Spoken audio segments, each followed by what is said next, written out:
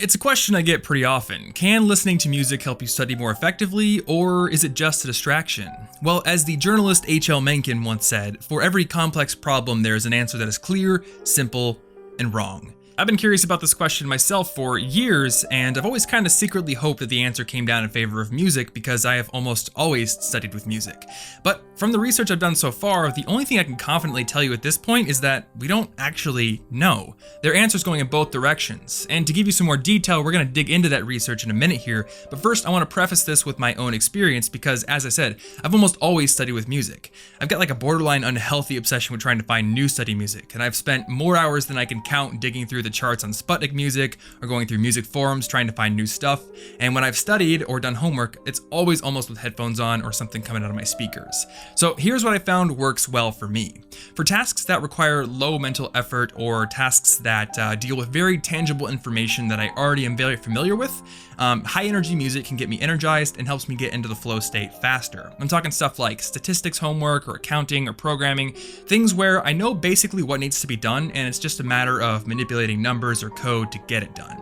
And if you want some recommendations for albums for this kind of work, I can give you a few here. Pomegranate Tiger's Boundless is a new one I've been really digging lately. Also the Algorithm's Polymorphic Code, any of the instrumental tracks off of the Metal Gear Rising soundtrack, absolutely love that thing. And Tides of Man's Young and Courageous, all great albums that you should definitely check out.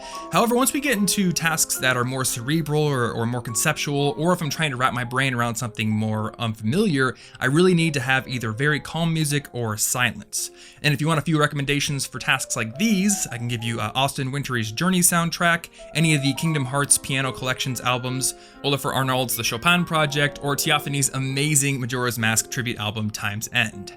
And regarding silence, studying in silence can work really well for me at times, but other times it gets really distracting because my brain starts picking out all of the little intermittent environmental noises that you can't really control. It's almost as if my brain knows it's trying to use silence to concentrate better, so it starts like picking those things out and being like, it's not actually silent, man. Kind of like what happens if I tell you, whatever you do, do not think about fluffy red pandas. What are you thinking about?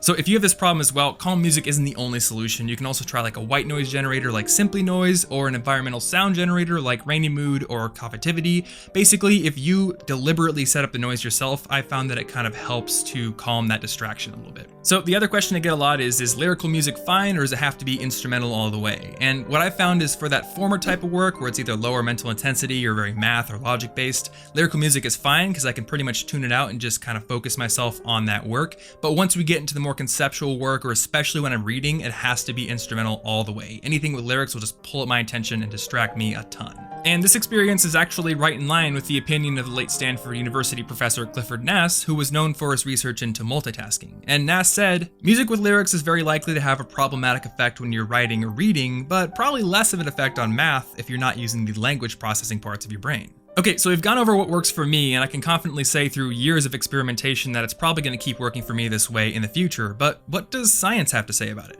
Well, as I alluded to in the intro, the answers are kind of mixed. For example, one study done in 2013 at the University of Maryland tested 32 students on several different math tests in different music conditions. They had silent music, high-intensity music, and low-intensity music, and what they found is that the students scored best under the silence condition, with the low-intensity music beating out the high-intensity music for second place. And by low and high, I mean like classical piano music versus death metal.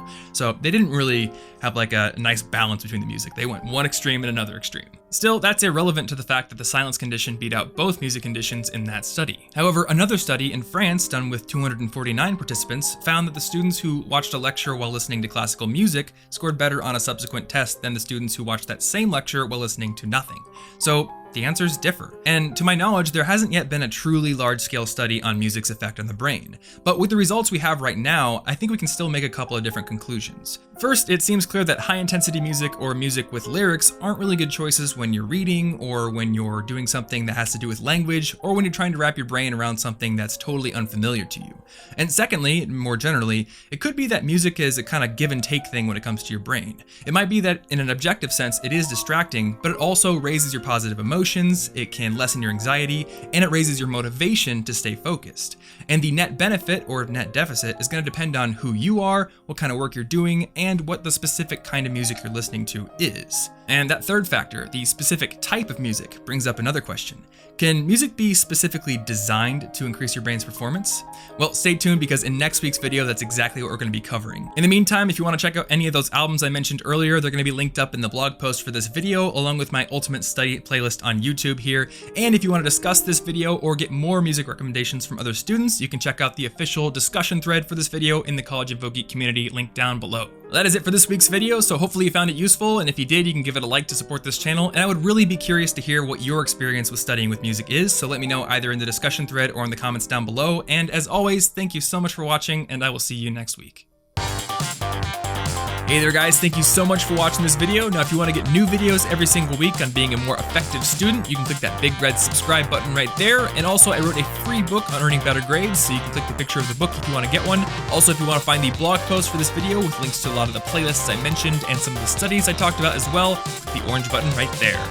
In last week's video, I talked a bit more about the College Info Geek community that just launched, so check it out if you want some more details on that. And if you want to connect, I'm in the community all the time. I'm also on Twitter and Instagram at Tom Frankly, or you can leave a comment down below.